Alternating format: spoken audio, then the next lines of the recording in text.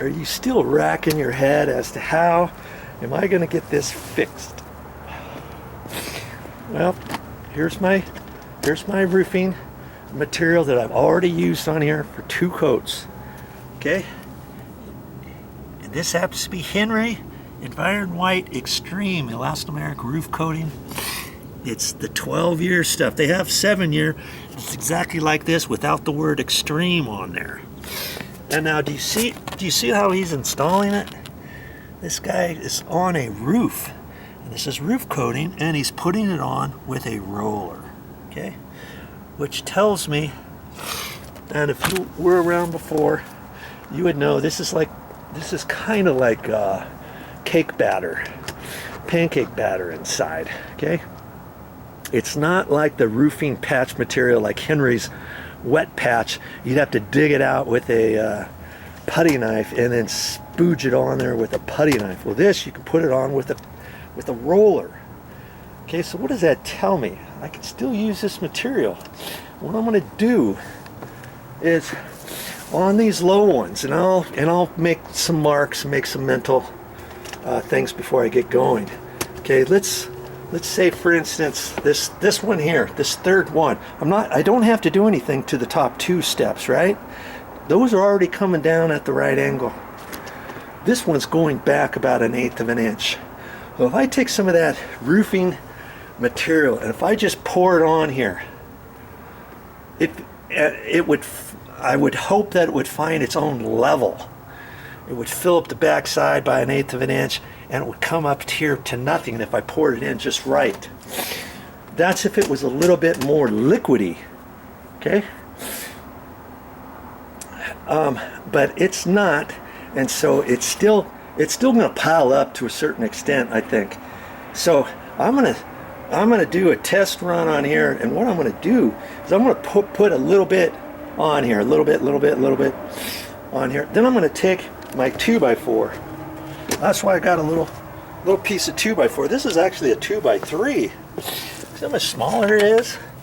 It's a 2x3. It's, you can get those at the store. Yeah, I just happen to have a block in the garage, and so I'm gonna take that, and after I put the material up there, I'm gonna set this like that, and I'm gonna take my hammer, and I happen to find a little baby sledgehammer in the garage, and I'm gonna hit that on the 2x4, so I don't mess this.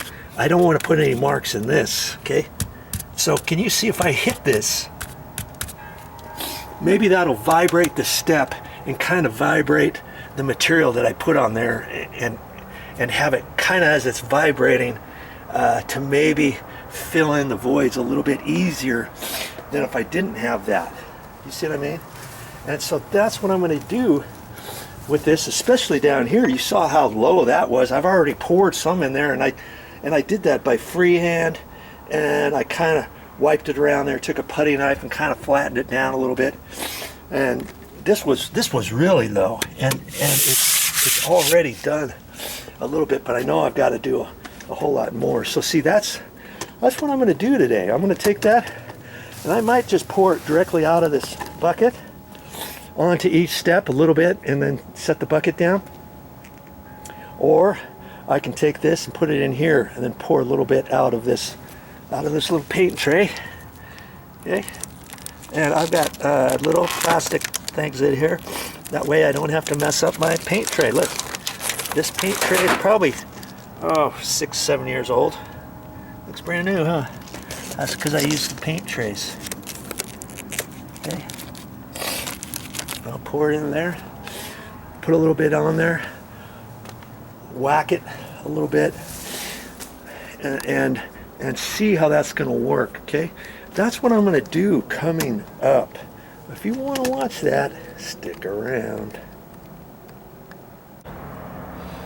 Now, prior to me starting this video, I just took my putty knife and I kind of went around and just felt on here to see if there was any little high nodules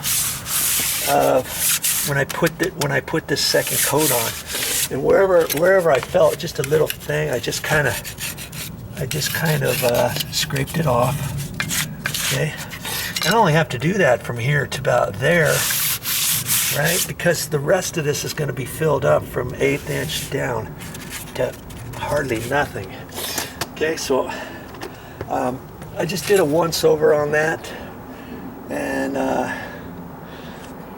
felt the edges, make sure I didn't have any high little bumps on the front edge.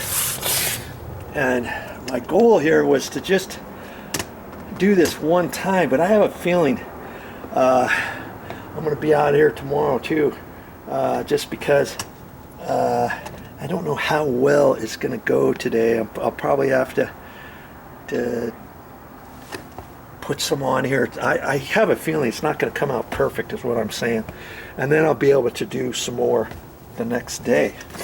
And see, once I get some up there, if I need to just pour a little bit more and kind of tie it in with the existing, how can I get that flat? Well, I could take my drywall knife. Here's a 6-inch.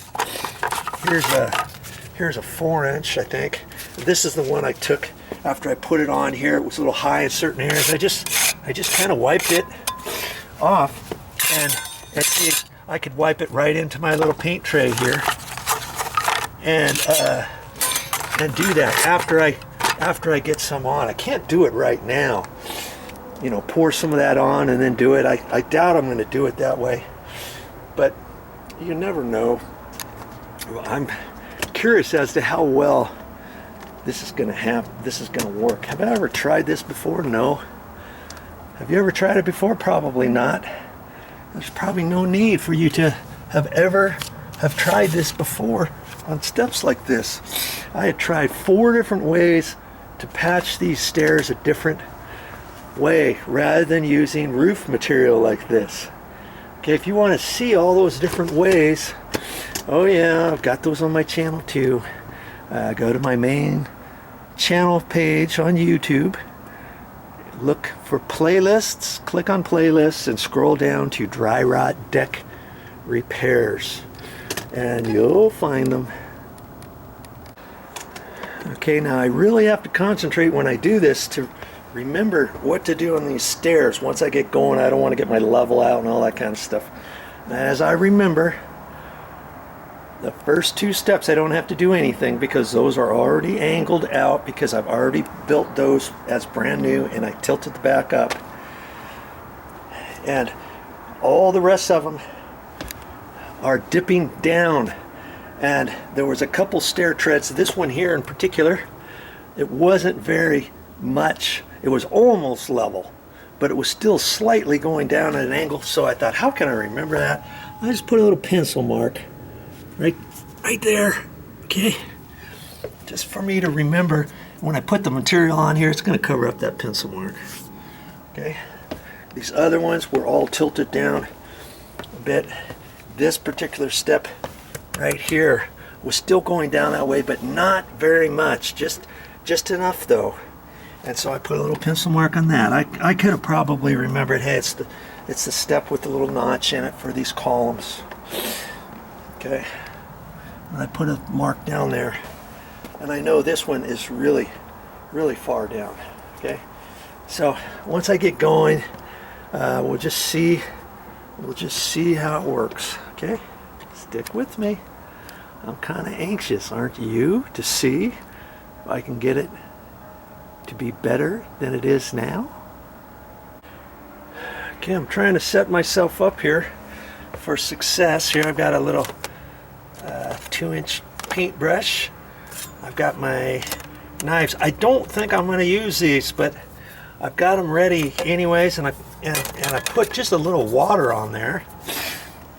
And I've got my bucket here with a little water in there, a sponge here. I even got a 10-inch brad knife. But like I say, I don't think I'm going to use that. I don't think I'm going to use the paint tray as much. I'm going to do the best I can with what I think. And then, like I say, if I have to come back tomorrow after it dries and put some more down, then maybe that's the time to use that. But I'm not taking any chances. Okay, got my bucket all ready.